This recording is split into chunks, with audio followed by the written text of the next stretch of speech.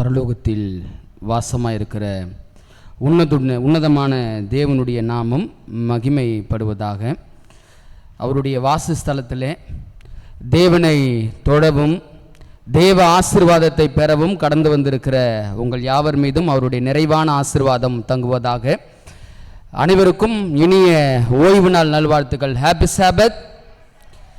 மனமகிழ்ச்சியாக இருக்கிறவங்க அருகாமையில் உங்களுக்கு கரங்களை கொடுத்து ஒரு ஓய்வு நாள் வாழ்த்துக்களை தெரிவிச்சுக்கலாங்களா?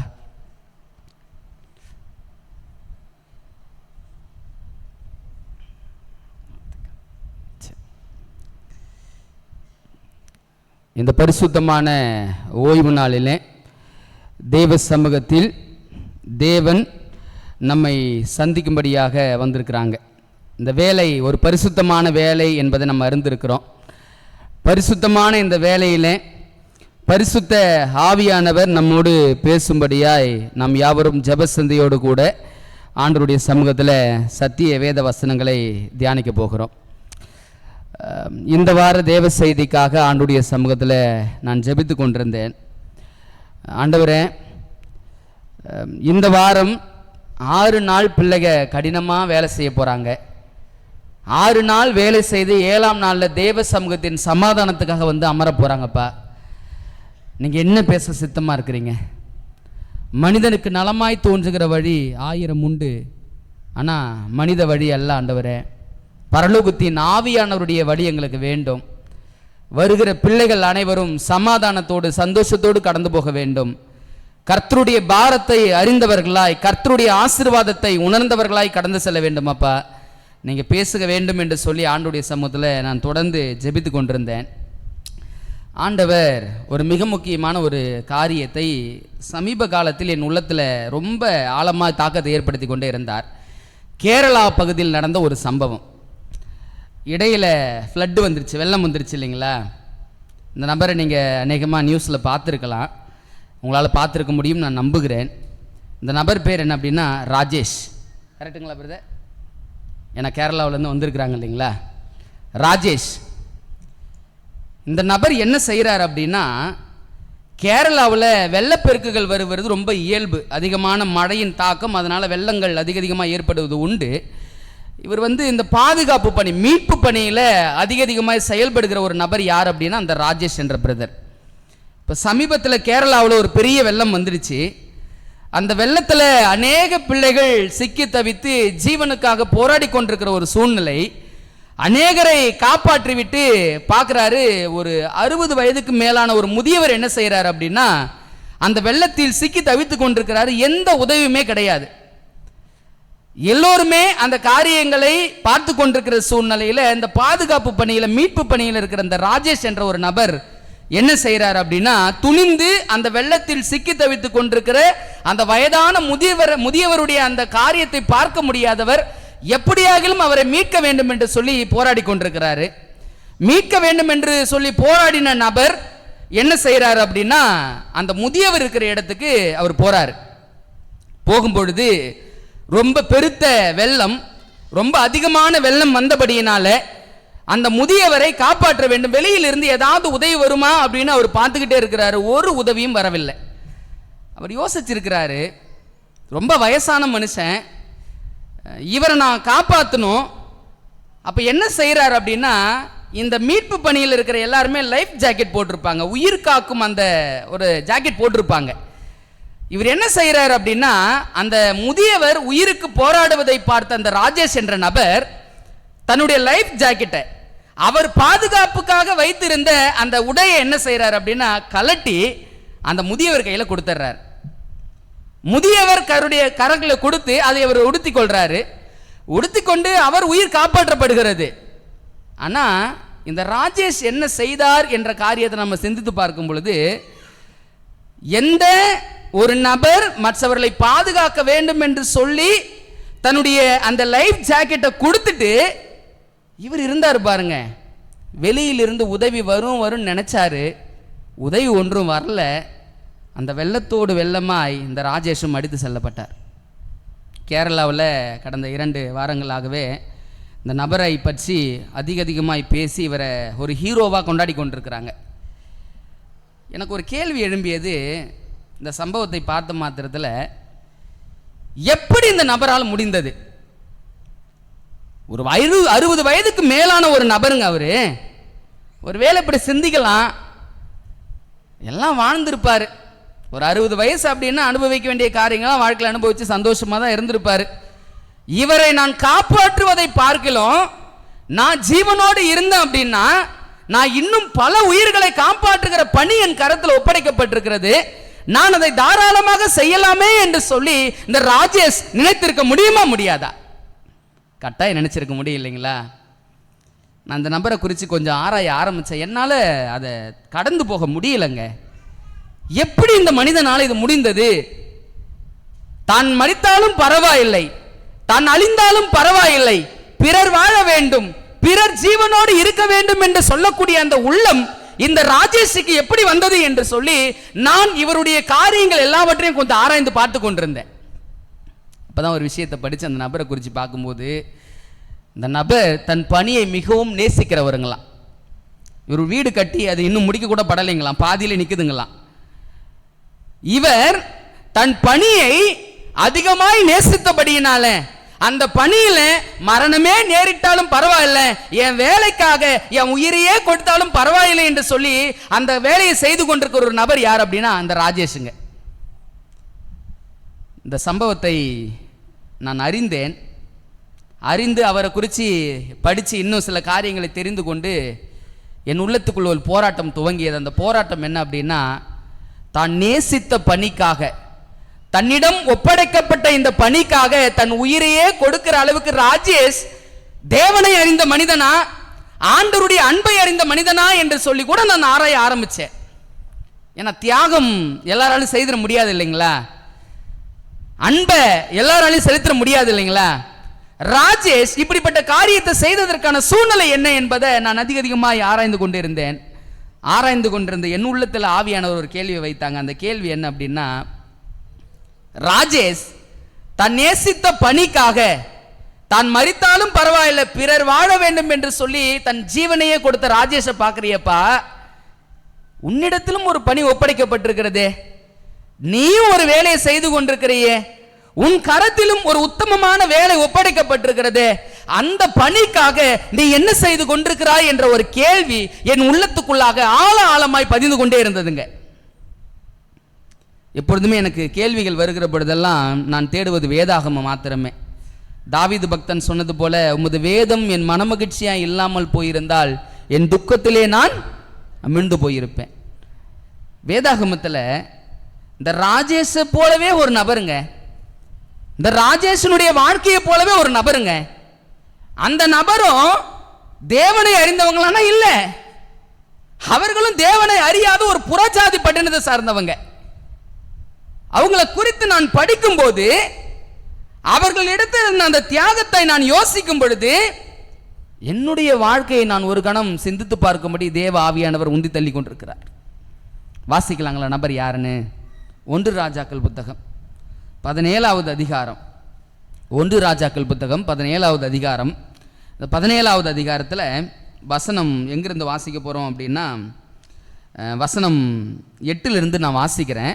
பாருங்கள், எல்லாருக்கும் ரொம்ப பரிச்சயமான நபர் தான், ஆனால் நம்ம சிந்திக்க வேண்டிய சில பாடங்கள் அதில் இருக்கிறது. 8வது வசனம். அப்பொழுது கர்த்தருடைய வார்த்தை அவனுக்கு உண்டாயிற்று. அவர், நீ எழுந்து சீதோனுக்கு அடுத்த சாரேபாத் ஊருக்கு போய் அங்கே தங்கியிரு, உன்னை பராமரிக்கும்படி அங்கே இருக்கிற ஒரு விதவைக்கு கட்டளையிட்டேன் என்றார்.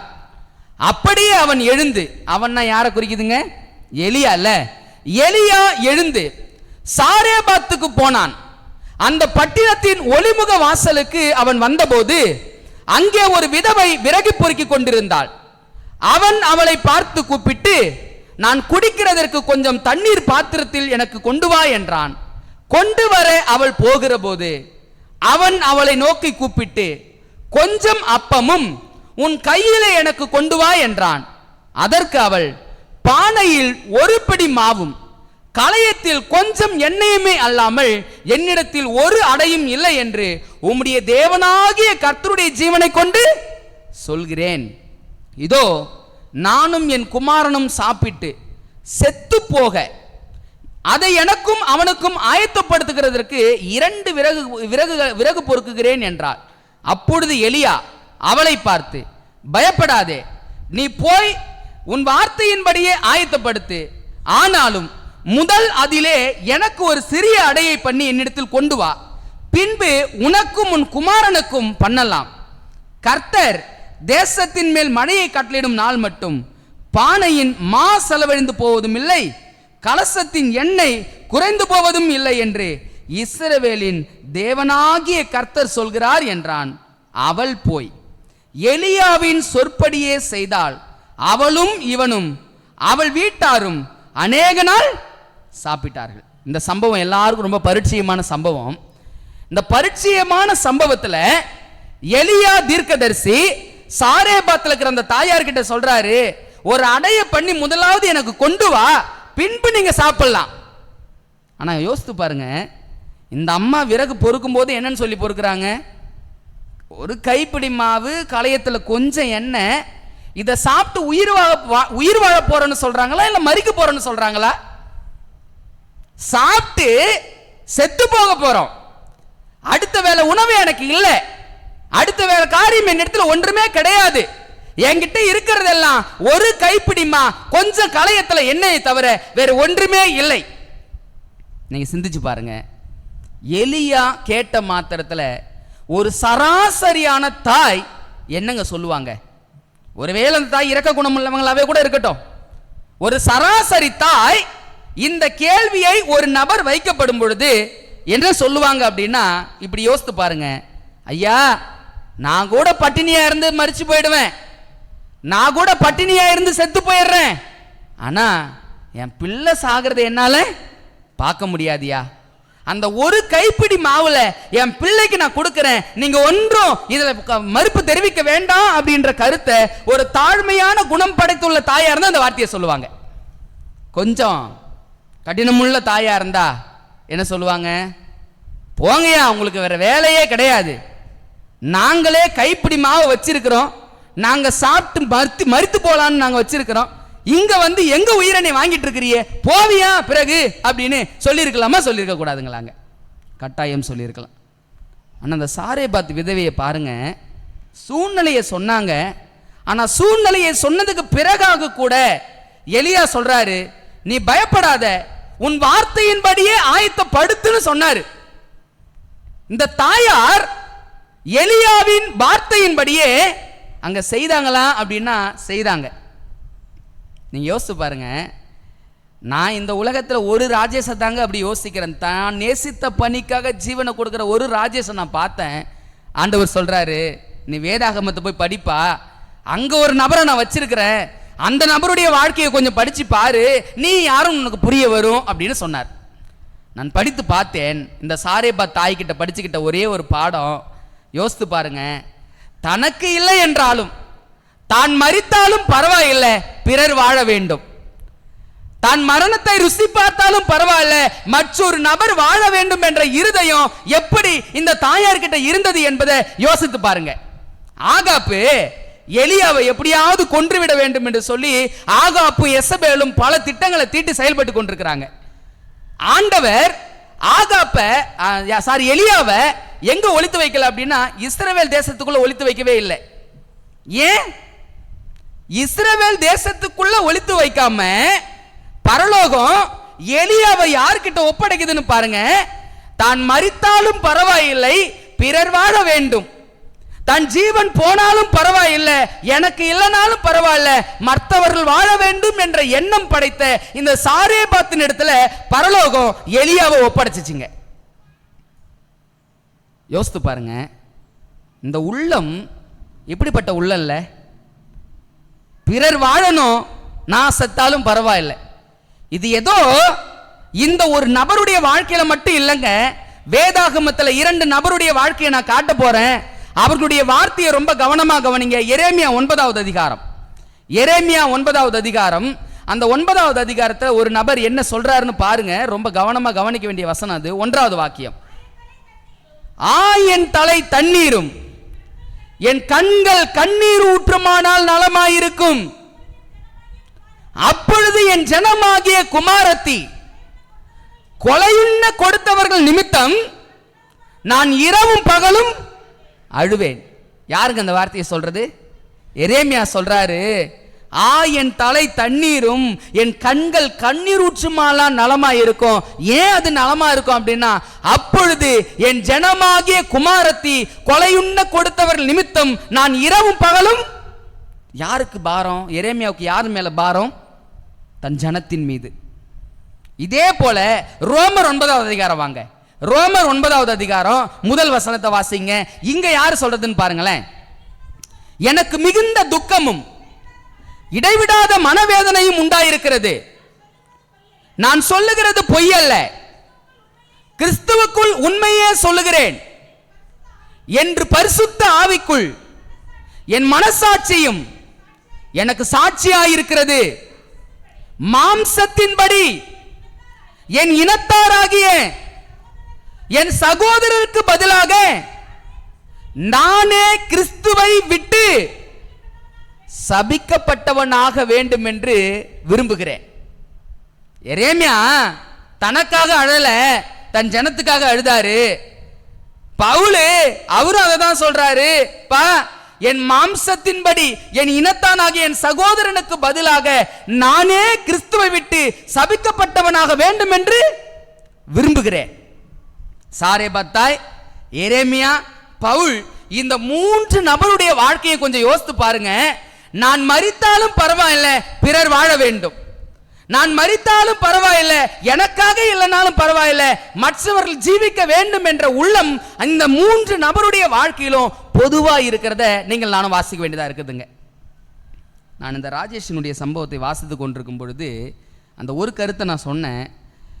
ராஜேஷ் எதற்காக தன் ஜீவனை கொடுத்தார் அப்படின்னா, தான் நேசித்த, தன்னிடம் ஒப்படைக்கப்பட்ட அந்த பொறுப்புக்காக ராஜேஷ் தன்னையும் இழக்க கொடுத்தார் என்று நான் பார்த்து அதை வாசிச்ச என்னுடைய உள்ளத்துல ஆவியானவர் வைத்த கேள்வி ஒன்றே ஒன்றுதான். அந்த கேள்வி என்ன அப்படின்னா, ராஜேஷ் தன்னிடம் ஒப்படைக்கப்பட்ட பணிக்காக தன் ஜீவனை இழக்க முடிந்தது அப்படின்னா, சாரேபத்தாய் தன்னிடம் ஒப்படைக்கப்பட்ட எலியாவுக்காக நான் மரணமே அடைந்தாலும் பரவாயில்லை, நான் மரித்தாலும் பிறர் வாழ வேண்டும் என்ற எண்ணம் அவர்கள் மத்தியில் இருந்தது போல, பரலோகம் இந்த காலங்களில் நம்மளை நம்பி ஒரு பொறுப்பை ஒப்படைச்சிருக்குதுங்க. நம்மை நம்பி ஒரு வேலையை ஒப்படைச்சிருக்குதுங்க. கடைசியாக இந்த உலகத்தை காப்பாற்றுவதற்கான கடைசி காரியத்தை பரலோகத்தின் ஆண்டவர் நம்முடைய கரங்கள்ல ஒப்படைச்சிருக்கிறாரு. நம்முடைய கரங்கள்ல ஒப்படைச்ச ஆண்டவர் அந்த காரியத்தை நீங்களும் நானும் எவ்வளமாய் நிறைவேற்ற போகிறோம் என்பதை பரலோகத்தின் ஆண்டவர் பார்த்து கொண்டே இருக்கிறார். கிறிஸ்துவுக்கு அன்பானவர்களே, இன்னைக்கு நம்மிடம் ஒப்படைக்கப்பட்ட பொறுப்பிற்காக, நம்மிடம் ஒப்படைக்கப்பட்ட ஊழியத்திற்காக, நம் குடும்பத்தை நம்பி தேவன் ஒப்படைத்திருக்கிற காரியத்திற்காக நீங்களும் நானும் என்ன செய்து கொண்டிருக்கிறோம் என்பதை யோசித்து பார்க்க வேண்டிய ஒரு காலத்துக்குள்ளாக நீங்கள் நானும் இருக்கிறோம். நான் ஒரு கணம் இந்த மீதமான திருச்சபையினுடைய விஷயங்களை சிந்திச்சு பார்க்கும் பொழுது, ஆண்டவர் இந்த சபையை, இந்த தனிநபரை, இந்த குடும்பத்தை நம்பி அந்த பொறுப்பை ஒப்படைச்சிருக்கிறார் அப்படின்னா, அந்த பொறுப்பை பெற்றுக் கொண்டிருக்கிற குடும்பம் எவ்விதமாய் செயல்பட வேண்டியதா இருக்கிறது அப்படின்னு ஒரு கேள்வி இருக்குது இல்லைங்களா? அந்த கேள்விக்கான விடையை எத்தனை பேர் கண்டறிஞ்சிருக்கிறோம் அப்படின்றதை யோசித்து பாருங்க. நம்மிடம் ஒப்படைக்கப்பட்டிருக்கிற பொறுப்பு, அந்த பொறுப்பு என்னங்க? என்ன பொறுப்பு ஒப்படைக்கப்பட்டிருக்கிறது? பவுல் சொல்றாரு, நான் உண்மையுள்ளவன் என்று எண்ணி இந்த ஊழியத்தை என் கரத்தில் ஒப்படைத்தபடியினார். அந்த பவுலுக்கு மாத்திரம் அந்த அழைப்பு இல்லை, இங்க அழைக்கப்பட்டிருக்கிற ஒவ்வொரு நபர்கிட்டையும் ஆண்டவர் ஒவ்வொரு தனி மனிதனையும் ஒவ்வொரு குடும்பத்தையும் நம்பி இந்த காலங்களில் வாழ்ந்து கொண்டிருக்கிறார், இந்த காலங்களில் இருந்து கொண்டிருக்கிறார். ஆண்டவர் நம்மிடம் ஒப்படைக்கப்பட்ட பொறுப்பிற்கு நாம் என்ன செய்து கொண்டிருக்கிறோம் என்ற ஒரு கேள்வி இருக்குது இல்லைங்களா? நான் பெரும்பாலும் இந்த காணிக்கை தசமபாகங்களை குறித்து என் சபைக்கு நான் பிரசங்கம் பண்ண நினைக்கவே மாட்டேன். ஏன் தெரியுங்களா? என் சபை ஆண்டவருக்கு உண்மை உத்தமாக எப்படி இருக்கிறது என்பது இந்த விஷயத்தில் நான் ஒவ்வொரு வாரமும் பார்த்து கொண்டிருக்கிறவன். நான் ஒவ்வொரு கணமும் ஆண்டவர் சமூகத்தில் அதற்காக நன்றி செலுத்திக் கொண்டிருக்கிறவன்.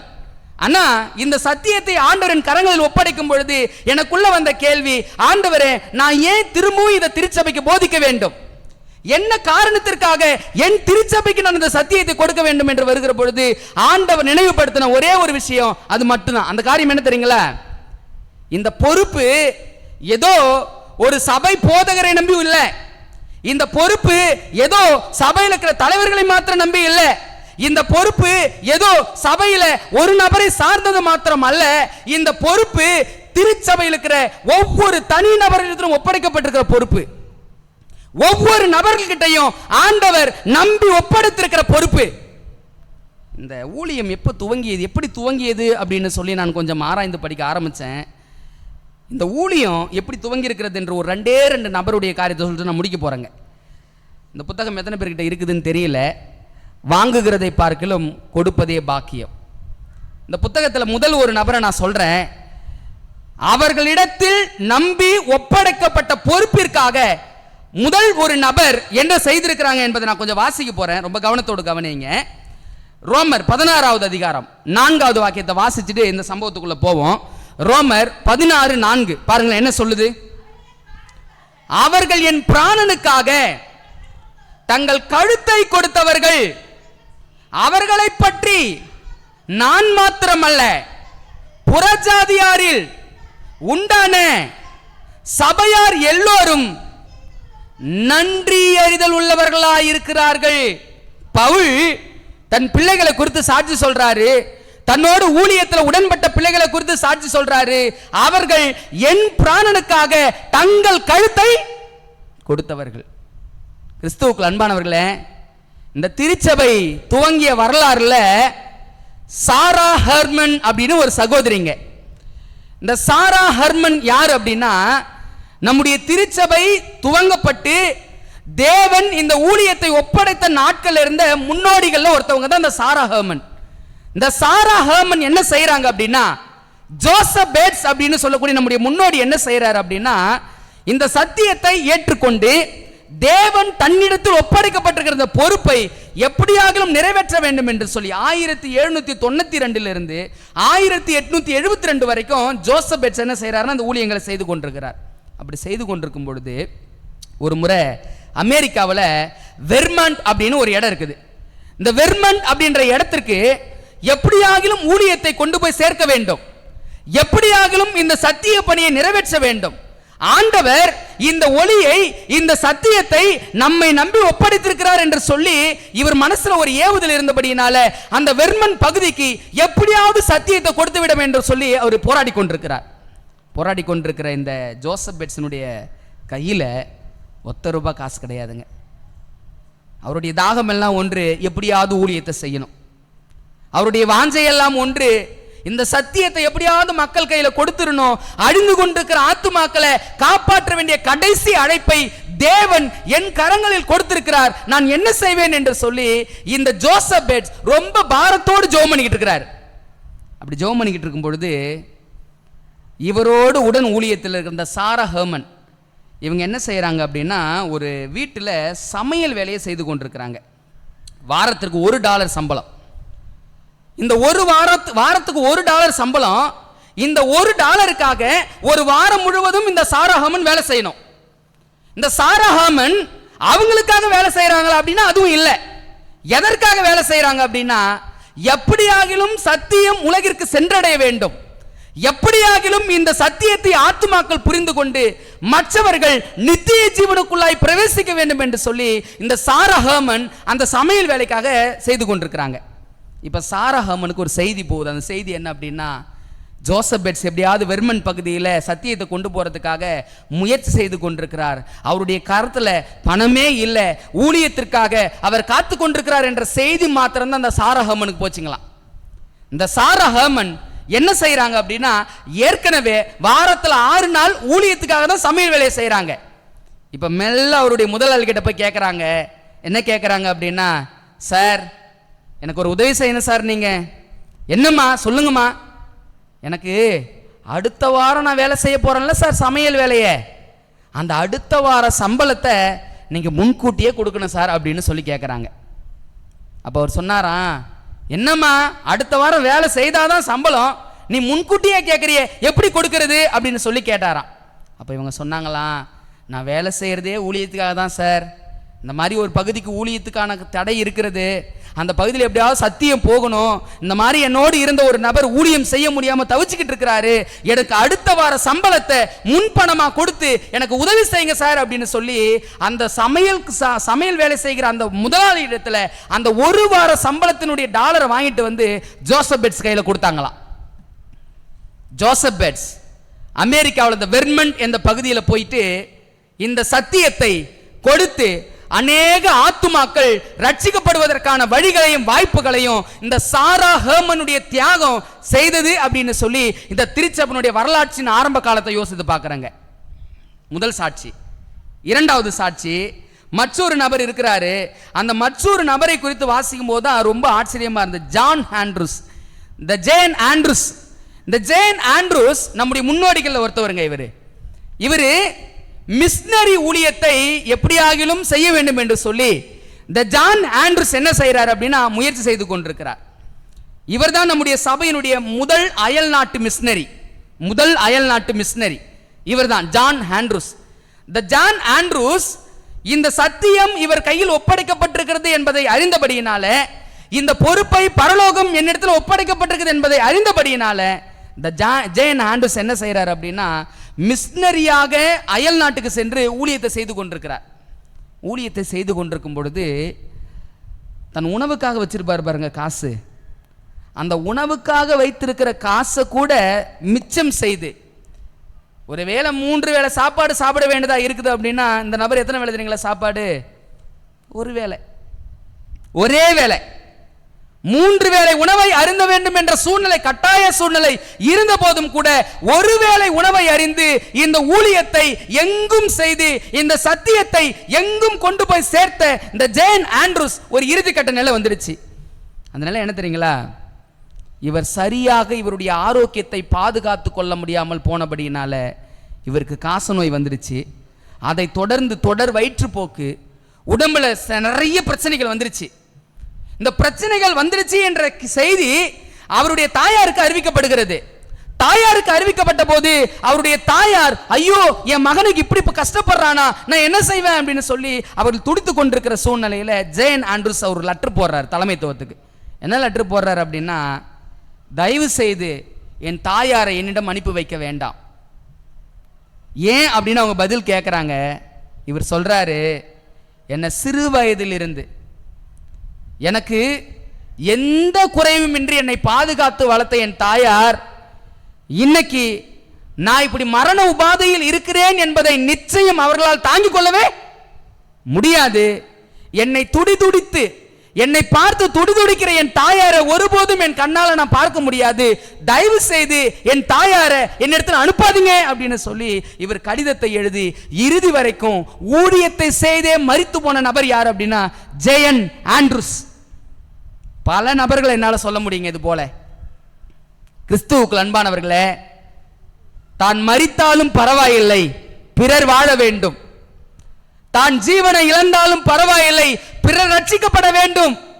என் தேவைகளை நான் சந்தித்துக் கொள்ள முடியாம போனாலும் பரவாயில்லை, பிறர் ரட்சிப்பிற்காக என் தேவைகளை நான் இழந்தாலும் பரவாயில்லை என்று சொல்லி இந்த ஊழியத்தை இத்தனை ஆண்டு காலம் நிறைவேற்றி, ஒன்று சொல்லட்டுங்களா, இந்த உலகத்திலேயே உலகெங்கும் இருக்கிற ஒரு திருச்சபை எது அப்படின்னா இந்த மீதமான திருச்சபை மட்டும்தான். வேற எந்த சபையுமே நாடுகள் முழுவதும் இருக்கிற ஒரு சபை கிடையாது. ஏன் ஆண்டவர் இந்த திருச்சபையை உலகமெங்கும் கொண்டு போய் சேர்த்தார் அப்படின்னா இந்த திருச்சபையின் இடத்துல தான் கடைசி அழைப்பு, கடைசி ஊழியம், கடைசி எச்சரிப்பின் காரியத்தை கொடுத்திருக்கிறார். இந்த திருச்சபையை துவங்கும் பொழுது தியாகத்தினால் துவங்கிய இந்த ஊழியம் தியாகத்தினாலே முடிய வேண்டும் என்பதுதான் பரலோக தேவனுடைய பாரம். கிறிஸ்துவுக்குள் அன்பானவர்களே, இந்த பொறுப்பை தேவன் நம்ம கையில் ஒப்படைச்சிருக்கிறாரு. இந்த கடமையை தனிநபராகவோ குடும்பமாகவோ நம்முடைய கரத்தில் ஆண்டவர் ஒப்படைச்சிருக்கிறாரு. இந்த பணியை நிறைவேற்றுவதற்காக நானும் என் குடும்பமும் எடுக்கிற முயற்சி என்ன? தேவனுடைய ஊழியத்தை நிறைவேற்றுவதற்காக நானும் என் குடும்பமும் தியாகம் என்ன? நான் ஒரு ஊழியக்காரனை அறிவேன். அந்த ஊழியக்காரன் ஆண்டவர் இப்படிப்பட்ட சத்தியங்கள்லாம் கொடுத்தபடியினால எப்படியாகிலும் ஏதாகிலும் ஒரு ஊழியத்தை செய்ய வேண்டும் என்ற வாஞ்சையும் பாரமும் அந்த ஊழியக்காரனுடைய உள்ளத்தில் ஏற்பட்டுடுச்சு. அவங்க மனைவி நீண்ட நாட்களில் ஒரு பொருள் கேட்டுக்கிட்டே இருந்தாங்களாம். ஏங்க, இந்த பொருள் எனக்கு தேவைப்படுதுங்க, இதை கொஞ்சம் வாங்கி கொடுப்பீங்களா, இதை கொஞ்சம் வாங்கி கொடுப்பீங்களான்னு கேட்டுக்கிட்டே இருப்பாங்களாம். இந்த ஊழியக்காரர் ஜெபம் பண்ணிட்டு ஊழியத்துக்கு போகிற வழியில் போவாராம். அந்த ஷாப், அந்த கடையை எங்கேயாவது பார்த்தார் அப்படின்னா அந்த கடைக்குள்ளே மெல்ல போவாராம். போயிட்டு அந்த பொருள் அப்படியே பார்த்துக்கிட்டே இருப்பாராம். பார்த்துக்கிட்டே இருக்கும்போது அந்த கடையில் இருக்கிற நபர்களும் என்ன சொல்லுங்கள், பேசி முடிச்சிடலாம் அப்படின்னு சொல்லி பேசிக்கிட்டே இருப்பாங்களாம். அந்த பொருளை பார்த்து சரி மனைவி ஆசைப்பட்டுட்டா கட்டாயம் அதை வாங்கி கொடுக்க வேண்டும் என்று சொல்லி அவர் உள்ளத்தில் ஒரு விருப்பம் வருமா, அந்த பொருளை போய் தொடும்போது அவருக்கு வேறு ஒரு ஞாபகம் வந்துருமா. என்ன ஞாபகம் வந்துடும் அப்படின்னா, ஐயையோ இந்த பணத்தை இந்த ஊழியத்துக்கெல்லாம் நம்ம யோசித்து வச்சுருக்கிறோம், இந்த பணத்தை இந்த காரியத்துக்கெல்லாம் நம்ம நியமித்து வச்சுருக்கிறோம், இல்லை இன்னொரு நாள் பார்ப்போம் அப்படின்னு திரும்ப வந்துடுவாராம். இப்படியாக ஒரு 5-6 முறை அந்த கடைக்குள்ளே போய்கிட்டே இருந்துக்கிறார். 7வது முறை போகும்போது கடைக்காரன் வந்து வாசலில் நின்றுக்கிறான். எனக்கு தெரியும் நீ வாங்கிறதுக்கு வரல, நீ வெளியே போயிடு. எனக்கு தெரியும் நீ கட்டாயம் இந்த பொருளை வாங்கிறதுக்காக உள்ள வரல, நீங்கள் தயவு செய்து தப்பாக நினைக்காதீங்க, பார்த்துட்டு போகிறதுனா வெளியே இருந்து பார்த்துட்டு போங்க அப்படின்ட்டான். வீட்டுக்கு வருவாராம். அவங்க மனைவியும் கேட்பாங்களாம், என்னங்க இவ்வளோ நாளாக ஏமாற்றிக்கிட்டே இருக்கிறீங்க, என்ன வாங்கி தரேன் இதை கூட உங்களால் வாங்கி கொடுக்க முடியாதா, அப்போல்லாம் ஏன் உங்களுக்கு திருமணம் அப்படின்னு கேட்பாங்களாம். இந்த நபர் யாரிடத்திலும் சொல்ல முடியாத ஒரு பாரத்தை சுமந்துக்கிட்டு இருப்பாராம். தனிமையில் போய் ஆண்டவர்கிட்ட ஜெபம் பண்ணி அழுவாராம், ஆண்டவரே என் வசதிக்காக ஒரு பொருள் தேவைப்படுது, என்னுடைய தேவைக்காக ஒரு பொருள் தேவைப்படுது, ஆனால் என் தேவையை காட்டிலும் வெளியில் உள்ள தேவைகள் அதிகமாக இருக்கிறதே ஆண்டவரே, என் சொகுசை நான் அனுபவிப்பதை காட்டிலும் இன்னொரு நபர் அழிவின் பாதையில் சென்று கொண்டிருக்கிறாங்களே ஆண்டவரே, அவர்களுக்காக நான் என்ன செய்ய போகிறேன். ஒரு முறை மனைவி ஆசைப்பட்டுட்டாங்க அப்படின்னு வாங்கி கொடுத்துட்டாராம். அதை கொடுத்து எப்பையெல்லாம் அந்த சாதனத்தை அவர் உபயோகப்படுத்துகிறாரோ, எப்பையெல்லாம் அந்த பொருளை அவர் உபயோகப்படுத்துகிறாரோ, அப்பையெல்லாம் அவருடைய உள்ளத்தில் ஒரு குற்ற உணர்வு வந்துக்கிட்டே இருக்குதான். என்ன குற்ற உணர்வாக இருக்குன்னு நினைக்கிறீங்க? என்ன குற்ற உணர்வாக இருக்குன்னு நினைக்கிறீங்க? தான் இந்த இடத்தில் இவ்வளோ சுகத்தோடு இந்த காரியத்தை நான் அனுபவித்துக் கொண்டிருக்கிறேன், என் இரட்சகரை அறியாத எத்தனை கோடி ஜனங்கள் இதை அனுபவித்துக் கொண்டிருக்கிறார்கள், என் தேவன் எனக்கு கொடுத்த இந்த காரியத்தை இன்னைக்கு நான் அனுபவித்துக் கொண்டிருக்கிறேன், எத்தனையோ ஜனங்கள் இந்த ரட்சிப்பின் அனுபவத்தை அறியாம அழிந்து கொண்டிருக்கிறாங்களே, அவர்களுக்காக நான் என்ன செய்ய போகிறேன். கிறிஸ்துவுக்குள் அன்பானவர்களே, கடைசி அழைப்பு, கடைசி தியாகம். இந்த புத்தகத்தில் இறுதியாக ஒரு காரியம் இருக்குது. என்ன காரியம் அப்படின்னா, நம்முடைய முன்னோடிகள் வில்லியம் மில்லருடைய இயக்கத்தின் காலத்தில் அநேக தேவைகள் இருந்துச்சான். அநேக தேவைகள் இருக்கும் பொழுது இந்த ஸ்டோரியை நீங்கள் பலமுறை கேட்டிருப்பீங்க. ஒரு நபர் 2 மாடுகளை வைத்து விவசாயம் செய்து பிழைப்பு நடத்தி கொண்டிருக்கிற ஒரு நபர் இருக்கிறார். அந்த நபர் எல்லாரும் ஆலயத்தில் இருந்து தேவனுடைய ஊழியத்துக்கு கொடுக்கறத பார்த்துக்கிட்டே இருக்கிறாராம். இவர் மனசில் ஒரு எண்ணம் வந்துருச்சான், எல்லாரும் கொடுக்கறதுக்கான ஏதோ ஒரு காரியம் இருக்கிறது, கொடுக்குறாங்க, நான் என் ரட்சகருக்காக ஒன்றுமே என்னால் கொடுக்க முடியலையே, நான் என்ன செய்வேன் அப்படின்னு சொல்லக்கூடிய பாரம் அவருடைய மனதை ரொம்ப நெருக்கிக்கிட்டே இருந்துச்சுங்களாம். அவர் அந்த 2 காளை மாடுகளை பார்க்கும் பொழுதெல்லாம் அவர் ஞாபகத்துக்கு வர வேண்டியது ஒன்றே ஒன்று தான் வருமா, எல்லோரும் ஆண்டவருடைய ஊழியத்தில் பங்காளிகளாக இருக்கிறாங்க, நான் என்ன பங்காளியாக இருந்துகிட்டு இருக்கிறேன், எல்லோரும் ஆண்டவருடைய ஊழியத்துக்காக ஏதோ செய்திருக்கிறாங்க, நான் என்ன செய்து கொண்டிருக்கிறேன் என்பதை இறுதியாய் நினைத்தவர் அந்த 2 காளை மாடுகளுக்கு முன்னாடி இப்போ முழங்கால் போட்டு ஜெபம் பண்றாராம். அந்த 2 காளை மாடுகளுக்கு முன்னாடி ஜெபம் பண்ணிட்டு அந்த 2 காளை மாடுகளையும் கொண்டு போய் விற்றுட்டு அந்த பணத்தை கொண்டு வந்து நம்முடைய முன்னோடிகள் கையில் கொடுத்து சொன்னாராம், நானும் தேவனுடைய ஊழியத்துக்கு ஏதாவது பங்காளி ஆகணும்னு நினைச்சேன், என் கரத்தில் ஒன்றுமே இல்லை, என்னால் முடிந்தது அப்படின்னு சொல்லி அந்த பணத்தை கொடுத்தாரா. அந்த பணத்தை வைத்து தான் நம்முடைய திருச்சபையில் அச்சு இயந்திரங்கள் ஏற்படுத்தப்பட்டு ஒரு ஊழியத்துக்கு கடந்து போக முடிந்ததுங்களா. இவர் என்ன செய்வார் அப்படின்னா, டவுன் பகுதியில் தான் அந்த அச்சு இயந்திரம் இருக்குதான். எப்பயாவது டவுனுக்குள்ளே அப்படி வந்தார் அப்படின்னா அந்த அச்சகத்தின் பக்கத்தில் போவாராம். உள்ளே போக முடியாது அவரால். அந்த சுவத்தில் அப்படியே காதை வச்சு பார்ப்பாராம். என்ன சத்தம் கேட்கும்? அந்த அச்சு இயந்திரம் இயங்குகிற சத்தம் கேட்கலைங்களா, அந்த சத்தத்தை கேட்டு சொல்லுவாராம், பரவாயில்ல, என் 2 காளை மாடுகளும் நல்லா இழுக்கிறாங்க, என் 2 நல்ல காளை மாடுகளும் நல்லா உள்ள இழுத்துக்கிட்டு இருக்கிறாங்க அப்படின்னு சொல்லி கண்ணீரோடு வீட்டுக்கு திரும்புவாராம். கண்ணீரோடு திரும்பும்போது அவர் மனசுக்குள்ளே நினச்சிக்குவாராம். என்ன நினைப்பார் அப்படின்னா, கர்த்தருக்காக கொடுக்கிற கரம் ஒருபோதும் ஏழ்மையாய் போகாது. தேவனுடைய ஊழியத்தை தாங்க வேண்டும் என்று சொல்லுகிற குடும்பம் ஒருபோதும் தரித்திரமாகாது. தேவனுடைய ஊழியத்துக்காக அர்ப்பணிக்க வேண்டும் என்று சொல்கிற தனிநபர் ஒருபோதும் கெட்டு போக மாட்டான். நீதி உள்ள நியாயாதிபதி மறுமுறை வரும் பொழுது நீதியின் கிரீடத்தோடு வருவார் அப்படின்ற நம்பிக்கையோடு அந்த நபர் திரும்பி போவாருங்களா. கிறிஸ்துவுக்குள் அன்பானவர்களே, கடைசி அழைப்பு, கடைசி தியாகம், வில்லியம்னுடைய இயக்கம் முடியும் போது அநேக நபர்கள் பணத்தை கொண்டு வந்து அவங்க கையில் கொடுத்தாங்களாம். இந்தாங்க இதை வச்சு புத்தகங்கள் அடிங்க, இந்தாங்க இதை வச்சு டாக்ஸ் ஊழியம் செய்யுங்க, இந்தாங்க இதை வச்சு இப்படி பலப்பட்ட காரியங்கள் நீங்க செய்யுங்க அப்படின்னு சொல்லி கொடுத்தாங்களாம். அந்த ஊழியக்காரங்க சொன்னாங்களாம், உங்க பணமோ உங்க செல்வமோ ஒன்றுமே எங்களுக்கு வேண்டாம் அப்படின்னு சொன்னாங்களாம். அவங்க கேட்டாங்க, ஏன் வேண்டான்னு சொல்றீங்க அப்படின்னு கேட்டாங்களாம். இவங்க சொன்னாங்களாம், முடிக்க வேண்டிய ஊழியங்கள் எல்லாம் செய்து முடித்தாயிடுச்சு. அக்டோபர் 22 நாங்கள் காத்து கொண்டிருக்கிறோம். எங்க ரட்சகர் சீக்கிரம் வரப்போறார். உங்களுடைய செல்வங்களும் உங்களுடைய பணங்களும் உங்களோடு கூட இருக்கட்டும், நீங்க எடுத்துக்கிட்டு போங்க அப்படின்னு சொன்னாங்களாம். கிறிஸ்துவுக்குள் அன்பானவர்களே, நீங்கள் நானும் சிந்தித்து பார்க்க வேண்டியது ஒன்றே ஒன்று தான். இந்த ஊழியத்தை ஆண்டவர் திருச்சபை நம்பி கொடுத்திருக்கிறார், திருச்சபை நம்பி கொடுத்திருக்கிறார்னு சொல்றோம். திருச்சபை என்பது யார்? நீங்களும் நானும் தானே. ஒரே ஒரு விஷயத்தை யோசித்து பாருங்க. என்னிடத்தில் ஒப்படைக்கப்பட்டிருக்கிற இந்த பொறுப்புக்காக நான் என்ன செய்து கொண்டிருக்கிறேன்? என்னிடம் ஒப்படைக்கப்பட்டிருக்கிற குடும்பத்திற்காக நான் குடும்பமா என்ன செய்து கொண்டிருக்கிறேன்? ஒரு ஊழியக்காரன் நான் அறிவேன். அந்த ஊழியக்காரர் ஒரு நாள் ஹோட்டலில் போய் சாப்பிட்டுட்டு இருந்தாராம். ஹோட்டலில் சாப்பிடும்போது வெளியில் ஒருத்தவங்க எல்லோரிடத்திலும் கையேந்தி எனக்கு ஏதாவது கொடுங்க கொடுங்க அப்படின்னு யாசகம் கேட்டுக்கொண்டிருந்துக்கிறாங்க. அந்த ஹோட்டலில் சாப்பிட்டு கொண்டு அந்த ஊழியக்காரனுடைய உள்ளத்தில் ஒரு காரியம் தோன்றுகிறது. அவர்களெல்லாம் வெயில கையேந்தி யாசகம் செய்து கொண்டிருக்கிற சூழ்நிலையில் நான் ஹோட்டலில் உணவு அருந்தக்கூடிய அளவிற்கு எனக்கு காரியங்கள் இருக்கிறதா அப்படின்னு யோசித்தவன் அங்கவே முழங்கால் போட்டு ஒரு தீர்மானம். என்ன தீர்மானம் தெரியுங்களா? நான் இனிமேட்டு ஹோட்டலில் சாப்பிடவே மாட்டேன். வெளியிலிருந்து பார்க்கும்போது எல்லாம் பைத்தியக்காரத்தனமா தெரியல. ஆனால் கிறிஸ்துவின் உள்ளம் புரிந்தவனால மட்டும்தான் நொடிக்கு நொடி சாக முடியும். அந்த பணம் இருந்தால் என் தேவை சந்திக்கப்படும், அந்த பணம் இருந்தால் என் பிள்ளைகளுக்கான காரியங்கள் சந்திக்கப்படும், அந்த பணம் இருந்தால் என் குடும்பத்தினுடைய ஏதோ ஒரு காரியம் நிறைவேற்றப்படும் என்ற சூழ்நிலைகள் இருந்த போதும் கூட நான் மரித்தாலும் பரவாயில்லை, பிறர் வாழ வேண்டும். எனக்கான சொகுசை நான் அனுபவிக்காம இருந்தாலும் பரவாயில்லை, பிற ஆத்துமாக்கள் ரட்சிக்கப்பட வேண்டும் என்ற அந்த கடமையும் பொறுப்பும் எந்த மனிதனிடத்தில் உள்ளதோ அந்த மனிதன் தேவனால் நடத்தப்படுகிற மனிதன். நீங்க சிந்திச்சு பாருங்க. இறுதி கடைசியில் நீங்கள் நானும் வாழ்ந்து கொண்டிருக்கிறோம்.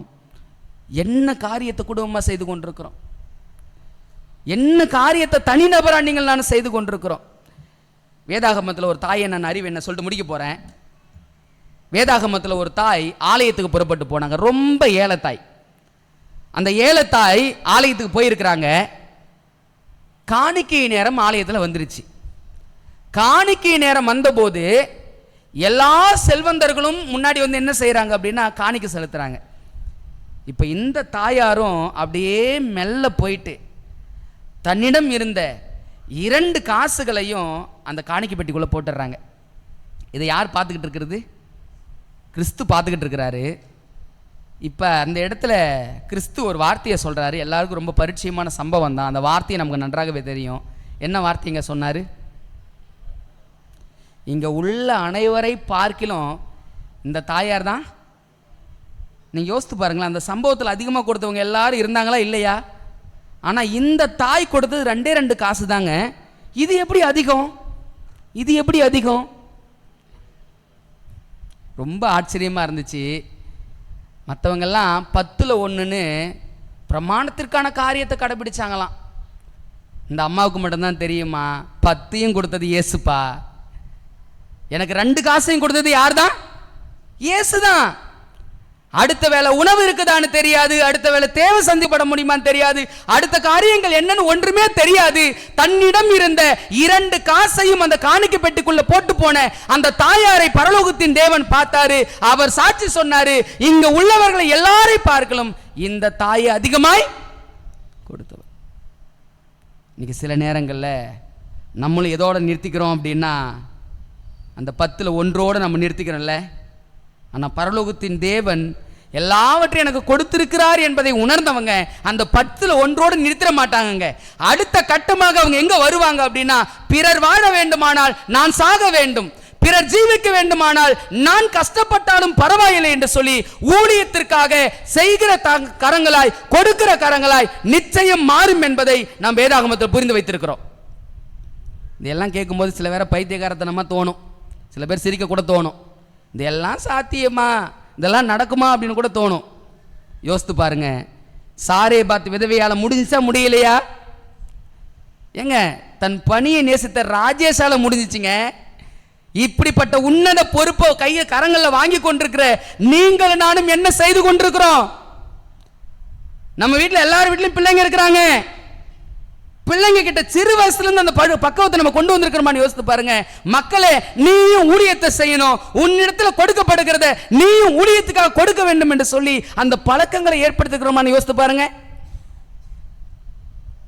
இறுதி அழைப்பு, இறுதி தியாகம் சீக்கிரத்தில் முடிய போகுது, சீக்கிரத்தில் நிறைவேற போகிறது. ஆனால் ஆண்டவர் எதிர்பார்க்கறதெல்லாம் ஒன்று தான், ஊழியத்திற்காக நீங்கள் நானும் என்ன செய்ய போகிறோம்? கடைசி அழைப்புக்காக நீங்கள் நானும் என்ன செய்ய போகிறோம்? கடைசி ஊழியத்தை நிறைவேற்றுவதற்காக நீங்கள் நானும் என்ன செய்ய போகிறோம்?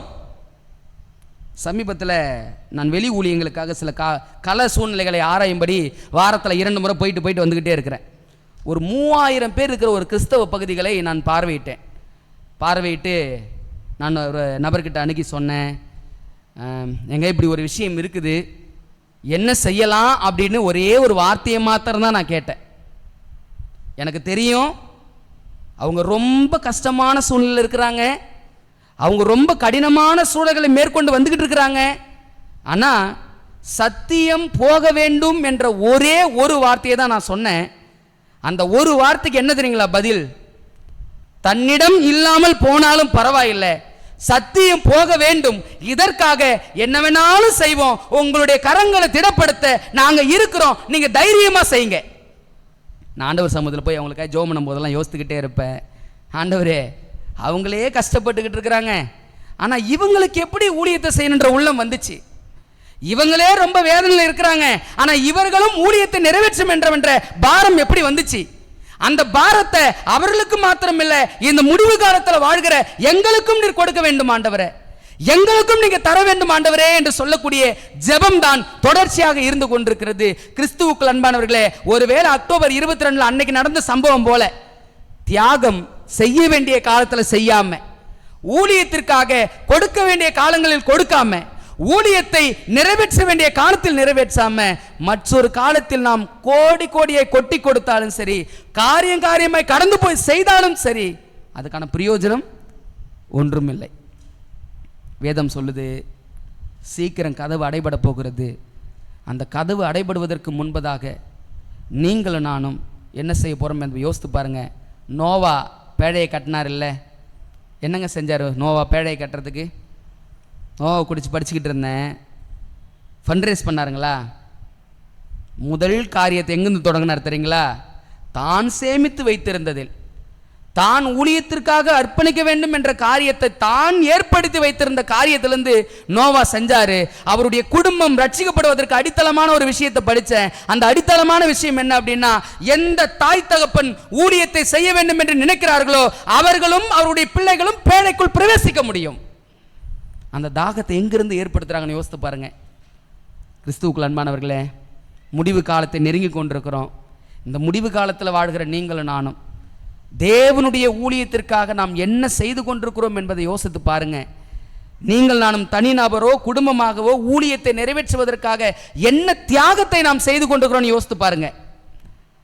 எனக்கெல்லாம் சில நேரம் இந்த ஹோட்டல் சம்பவம்லாம் பார்க்கும்போது ரொம்ப ஒரு ஒரு வெகுளியான சூழ்நிலையாக தெரியும். இதெல்லாமா யாராவது பொருத்தனை செய்வாங்க அப்படின்னு. ஆனால் அங்கே உட்காந்து யோசிக்கும் போது தான் தெரிய வந்துச்சு, உணவுல கூட ஊழியத்தை செய்ய வேண்டும் என்ற பாரம் அந்த நபர்கிட்ட எப்படி இருந்தது என்பதை புரிந்து கொள்ள முடிந்தது. கிறிஸ்துவுக்குள் அன்பானவர்களே, நாம் எப்படிப்பட்ட பாரத்தோடு இயங்கிக் கொண்டிருக்கிறோம் என்பதை யோசித்து பாருங்க. நான் அதை தான் ஆரம்பத்திலே சொல்லிட்டேன், என் திருச்சபைக்கு நான் அந்த சத்தியத்தை கொடுக்க வேண்டிய அவசியம் இல்லை. என் திருச்சபை எப்பொழுதுமே தேவனுடைய ஊழியத்தை கரம் கொடுத்து தாங்குற திருச்சபை. ஆனால் ஏன் ஆண்டவரே இந்த சத்தியத்தை நீங்கள் கொடுக்க சொல்கிறீங்க அப்படின்னு கேட்டும்போது ஒரே ஒரு வார்த்தை தான் சொன்னாருப்பா, கடைசி அழைப்பை தனிநபர் கையில் கொடுத்துருக்கிறேன், கடைசி அழைப்பு ஒரு குடும்பத்தின் கரத்தில் கொடுத்துருக்கிறேன், கடைசி அழைப்பு ஒரு திருச்சபை இடத்துல கொடுத்துருக்கிறேன். இந்த கடைசி அழைப்பை நிறைவேற்ற வேண்டிய கடமையும் பொறுப்பையும் ஒவ்வொரு நபரும் தங்களுடைய கரங்களில் வைத்திருக்கிறாங்க. அவங்க அந்த கடமையை நிறைவேற்ற வேண்டிய காலம் இது. அதற்காக தான் இந்த செய்தி என்று சொல்லி நம்ம பார்க்குறோம். யோசித்து பாருங்க, இந்த ஊழியத்தை நிறைவேற்றுவதற்காக நீங்கள் நானும் என்ன செய்ய போகிறோம் என்பதை யோசித்து பார்ப்போம். கர்த்தர் தாமே நம் அனைவரையும் ஆசீர்வதிப்பாராக. ஆமென்.